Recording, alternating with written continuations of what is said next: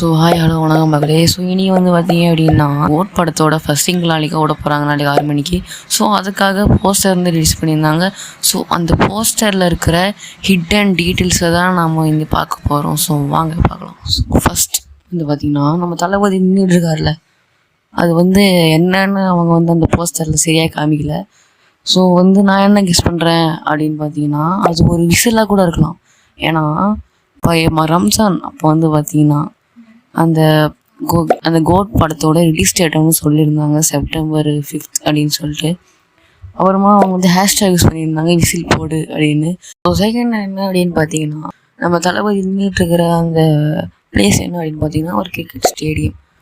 So cricket stadium whistle போடு இது ரெண்டுத்தையும் வச்சு பார்க்கும்போது நமக்கு முதல்ல ஞாபகம் வருது தலை தோனி தாங்க.